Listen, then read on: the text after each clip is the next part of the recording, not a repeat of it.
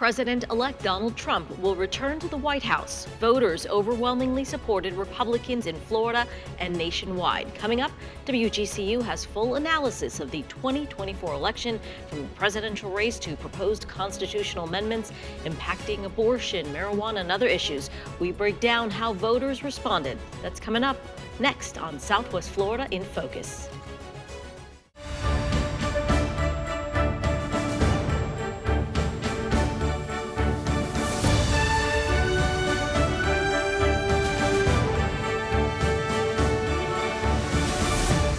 You're watching Southwest Florida in Focus. Coming up, huge voter turnout in Florida pushed Republicans to big victories. President-elect Donald Trump won Florida by a wide margin. Other Republicans dominated both federal and state races. We talked to the experts to analyze the results. Amendments concerning recreational marijuana and abortion rights did not pass. While a majority of voters supported the measures, they failed to meet the 60% threshold needed for approval. We're joined by experts on these issues for their reactions and thoughts on the future of these topics.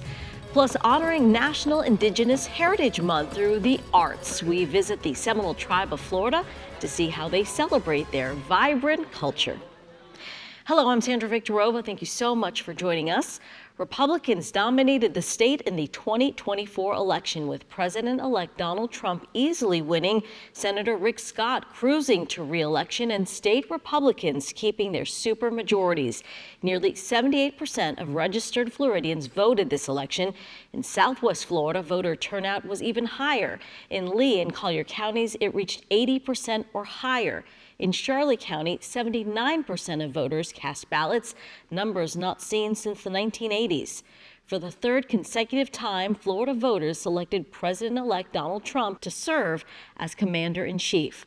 The Trump-Vance ticket had 56% of the vote compared to 43% for Harris-Walz. Joining me now is FGCU political science professor Dr. Sandra Pavelka and WGCU Morning Edition host and reporter John Davis. Welcome to you both. Thank you for being here. Thanks. So let's start with this. We continue to watch Republicans solidify this domination across the state. John, I'll start with you. Were you surprised at the margins that we saw? I don't think I was too surprised by the margins, but that's primarily because we've been seeing Republican registrations in Florida begin to come up with Democrats, and then in 2001, the number of registered Republicans in Florida actually outpaced the number of registered Democrats. But going back decades, that had not been the case.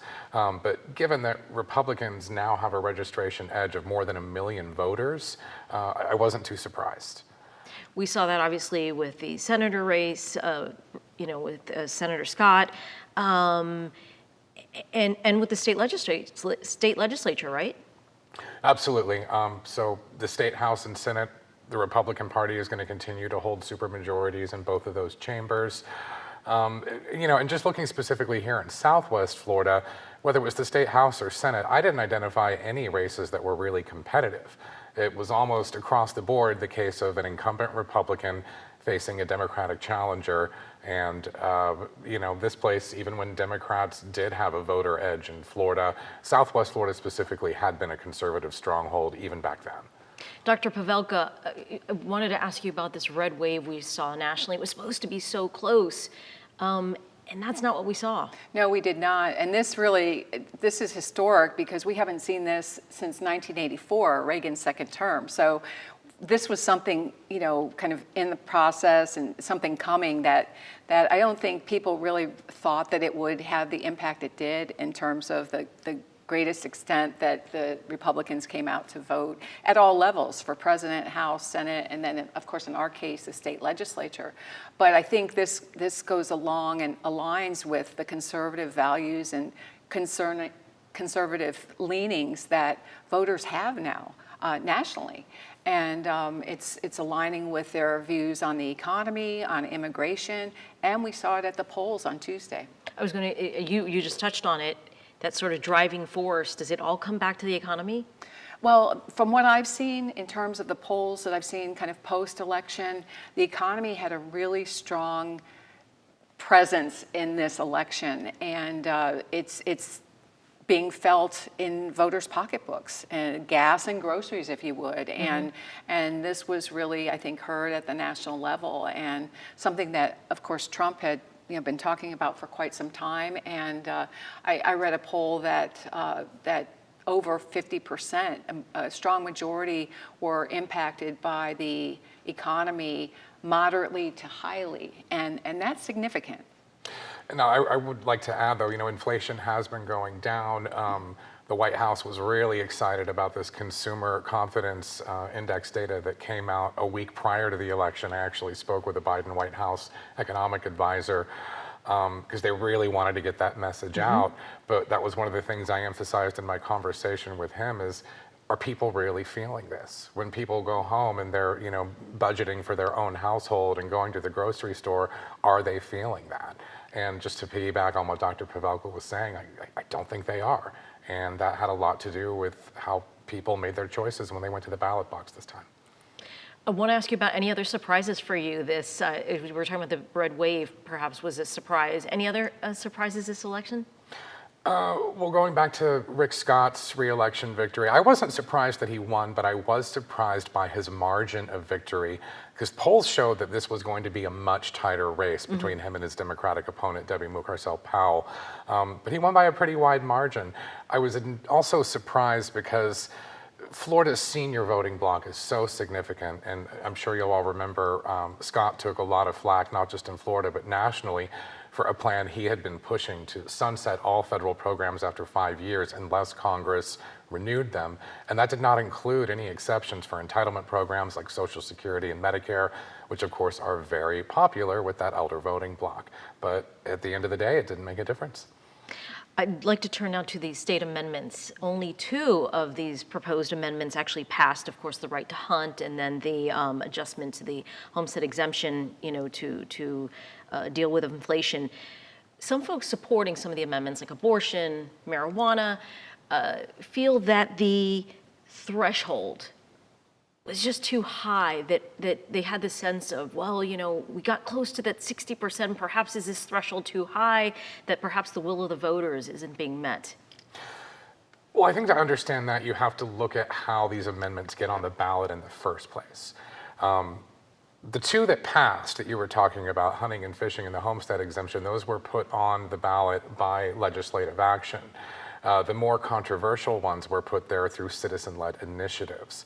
So when an amendment gets on the ballot that way, it's kind of a rebuke of the legislature. It's saying, you're not doing what we want you to do through the normal legislative process, so putting this amendment before all the voters of the state is our only recourse. Yeah, and actually, when we look at this supermajority, if you would, there was actually an initiative a couple years ago to actually increase it to 2/3. So I don't know that we're ever going to see that reduced like some states have, but we may even see it increase. So, but my opinion, the Constitution is kind of like our Bible, where only certain things should be held in our Constitution. And as you said, John, really it's up to the legislature. The legislature isn't really meeting the voters and their priorities, including marijuana and the abortion issue. Now, we did see this with medicinal marijuana several years ago, and it didn't pass the one time, but then it passed the second time with a lot of financial resources, obviously, backing it. But I don't think that we're going to certainly see these go away. These 2 initiatives in terms of marijuana and abortion will be back. Right. Okay. So talking about abortion and pot, those were 2 issues for the governor, Governor DeSantis. And I'm wondering, what you think, being that both of those amendments were defeated, the governor is now able to say, I beat the abortion amendment, I beat recreational marijuana in the state. What do you think this does for his sort of national profile? Well, I don't think it hurts. Obviously, I think, I don't know for sure, but I think DeSantis may have further political aspirations following his governorship. But this can't hurt because he really took a strong stand in both cases. And in some cases, being controversial really kind of not separating church and state in some of these actions, but it worked. So he was very successful in his campaigns. I think voters' memories are going to play a big key into this as well. It wasn't that long ago that, DeSantis was in a pretty bitter political battle seeking the Republican nomination for president against Donald Trump, who is now the president-elect. They have since, mended fences publicly, but Trump did turn a lot of people off to DeSantis on the campaign trail just 10 months or so ago. To add one in, what is the big takeaway now for Democrats who, this was a pretty brutal election. What is the big takeaway on both the national level and statewide? Well, I think Democrats have to regroup. Obviously, Biden stepping down from his candidacy really hurt them. And with all due respect to Harris, she really picked up the ball and moved forward. Mm-hmm. She only had a couple months to really impress upon the American people why she should be president. And so she only had a couple months versus, if we look at Trump, he's been campaigning for last probably decade. So, but I think this is an opportunity for Democrats to regroup and reprioritize. In Florida, not sure how much success they'll have, excuse me, at a regional or state level because we are so hardcore red now. But across the country, nationally, there's still time. Obviously, we go through these kind of waxes and wanes and in politics, but certainly the red wave of the 2024 election was impactful. Well, and remember the closing 2020, thoughts, John? Well, just remembering the 2022 midterm election, they talked about a red wave that didn't happen nationally, but it did here in Florida. Mm-hmm. And then we just saw that repeated in 2024. Democrats hold no statewide elected office, again, supermajorities in both legislative chambers. So the Democratic Party has got a lot of work ahead of it if it's going to really remain competitive and have much of an impact. Dr. Pavelka, John, thank you so much for your time. We appreciate it. Thank you. The two constitutional amendments that got the most attention in Florida dealt with recreational marijuana and abortion rights. Both failed to reach the 60% needed to pass. While the abortion measure Amendment 4 didn't pass, a majority of voters, 57%, approved it. The Diocese of Venice, as well as churches statewide, campaigned against the measure. Spokesperson Karen Schwartz with the Catholic Church says they're celebrating the win. They expect abortion to remain a major topic. We were very relieved. We do understand that the battle isn't over because the majority of Floridians did vote for it. They just did not reach that 60% supermajority. But we're not unaware that there's still fights in the future that we will have to continue to carry on our fight to protect the unborn. I know this is not the end, but we're relieved for the moment that this very extreme amendment did not pass. Florida's 6-week abortion law will remain in place. We find out how this will impact women's health in Florida. Joining me now is WUSF healthcare reporter Stephanie Colombini, who's been following the abortion story for years now. Stephanie, thanks so much for your time. Thanks for having me. So we know that groups supporting the abortion amendment have raised well over $100 million. Why do you think the abortion amendment failed? A few factors. One thing is just the simple fact of Florida law when it comes to these citizen-led constitutional amendments, the threshold to pass being 60% of votes as opposed to a simple majority of 50%. We had seen abortion measures on ballots in other states since Roe versus Wade was overturned, and they were successful to protect abortion rights, but none of them had reached 60%. So it was already a really high threshold that Floridians were walking into. And then, of course, abortion has been a very controversial issue, politically divisive, even though there is bipartisan support, as we've seen, with 57% of voters in Florida voting yes on Amendment 4. That was Democrats, Republicans, and independents. But we saw, a fierce opposition campaign, particularly spearheaded by Governor Ron DeSantis, using taxpayer resources to, produce public service announcements against the amendment, launching a state website to urge people to vote no. And the last couple weeks leading up to the election had multiple rallies, encouraging people to vote no on this amendment. What would you say the ramifications are for women now that this amendment has failed, and the impact really across the Southeast U.S.? Well, it is the status quo from what we've been dealing with since May of this year, and that's a 6-week abortion ban with limited exceptions. And so, what that means is that if you discover you are pregnant, but past 6 weeks, which many women do, you will be unable to get an abortion in Florida unless you meet certain criteria. And that could be that you are in life-threatening danger, that your health is at risk, that you have a fatal fetal abnormality for the first 2 trimesters, or that you are a survivor of rape, incest, or human trafficking, and you have until 15 weeks of pregnancy to meet that exception. I've heard personally from patients, I've heard from doctors that the laws around those exceptions are confusing. And so, some are hesitant to provide the care that patients need sometimes because they're worried about the legal risks. So those are complicated, but they do exist. And so that is kind of the reality for Floridians, where you're either looking at traveling out of state for abortion care to a place, say, in the Northeast or the Midwest that does not have these abortion restrictions to get an in-person abortion. You could be looking at getting pills through the mail, through potentially, Florida does not allow telehealth abortions or medication abortion to be sent through the mail, but it also doesn't punish women, it punishes providers. So, there are thousands of women taking advantage of getting them online. These are the kinds of things that you're dealing with.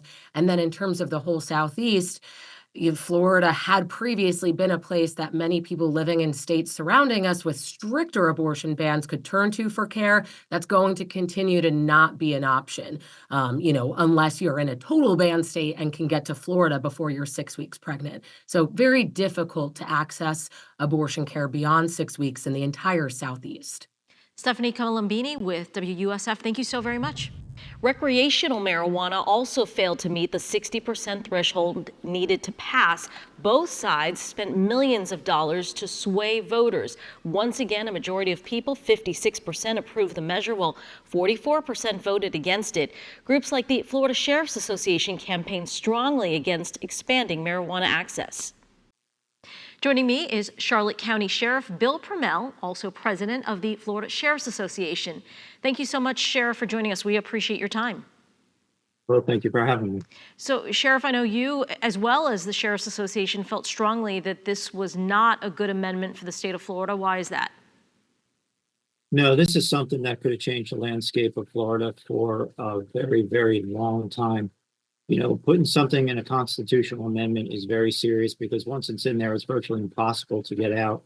And this is not what it seems. One of the things that does concern me is although we beat it because it didn't get the supermajority, but still the majority of the Floridians did vote for it with 56%.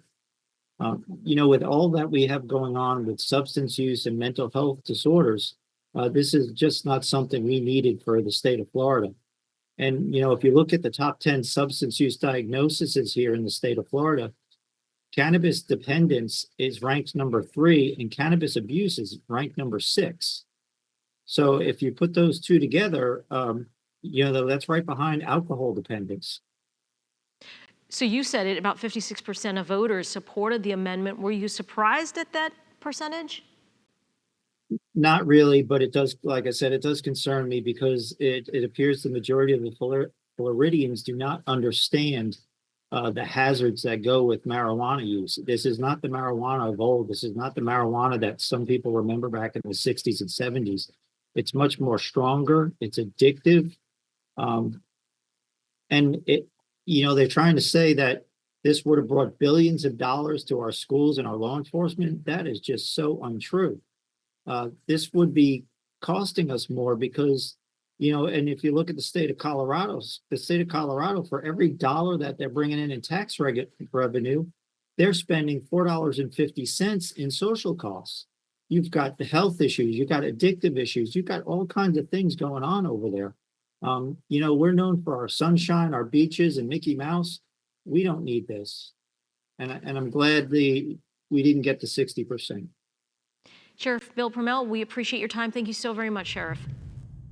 Joining me now is Cole Peacock, who helped lead the successful effort to get medical marijuana approved in Florida and supported passage of this recreational marijuana amendment, which of course did not pass. Cole, welcome. Nice to be here.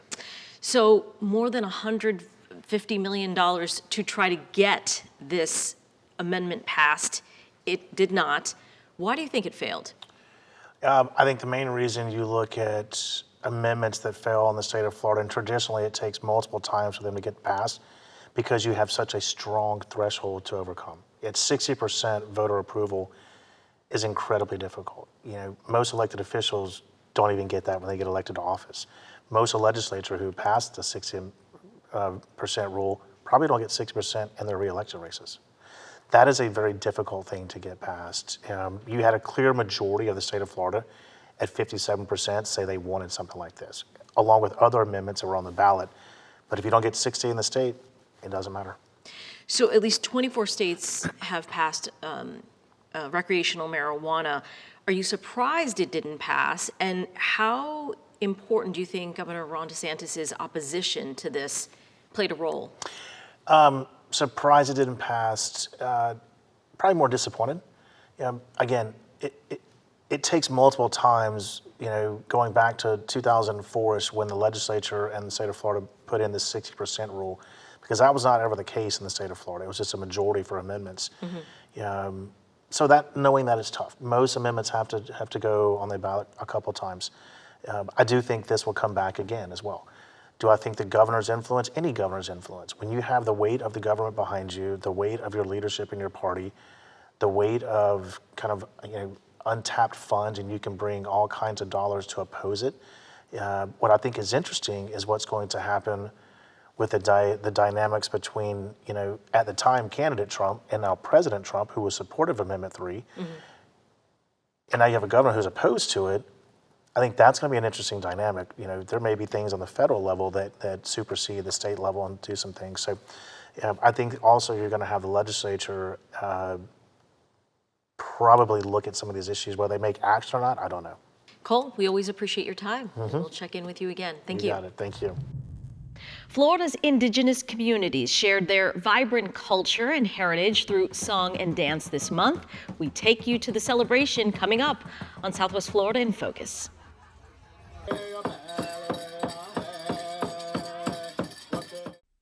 In November, we celebrate National Indigenous Heritage Month. It is a time to honor the traditions, languages, and stories of Native American communities. Photojournalist Andrea Melendez takes us to the Seminole celebration of their vibrant community. Art is everything. This is how we have expressed ourselves that we're still alive, we still matter, we are here. We celebrate ourselves through our art, and we want the world to know that. This event started a little bit over 20 years ago. My late uncle, Billy Cypers, he had this idea of doing an American Indigenous art celebration. You know, bring in different tribes to visit us and have a culture exchange. His dream of actually growing this event, I have the privilege to actually continue those dreams, to follow his footprints. It's important to keep these styles and dances alive because it preserves our cultural histories. Not only that, it preserves our cultural identities.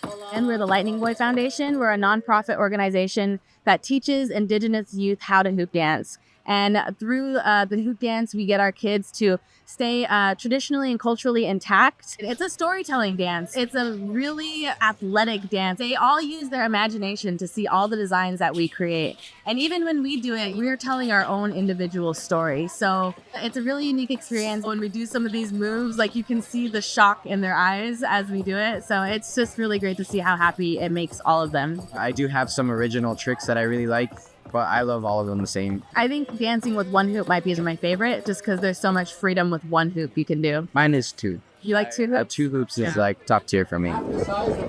This is their heritage, and to teach them that the more than that screen they look at, that this is real life, that this is them, that this matters to them, and that they will now learn this and continue these stories, because that's what it is. It's a story. It will flow through them. So if somebody brand new came here, I want them to feel that, one, that they're welcome, two, that they're going to experience something unique, something that they're going to take back in their heart. And they might not know their culture or might know that not their heritage, but then they want to ask that question, who am I? And so when they do come to another festival, there's that connection, that collaboration of cultures, because we want to know who they are and they want to know who we are. And who are you? I'm a proud member of the Seminole Tribe of Florida, and I protect and I preserve and I celebrate my heritage every single day with every breath. The event took place at the museum on the Big Cypress Seminole Indian Reservation, which is located south of Clewiston. The museum is home to more than 200,000 works of art and historic artifacts. Well, coming up next week on Southwest Florida in Focus, fighting inflation was a major topic in the presidential election. It was also on the ballot for Florida voters. We'll explore Amendment 5 and how changes to the homestead exemption might save you money on your tax bill. Be sure to join us for that story and much more on WGCU. Have a great week, everyone.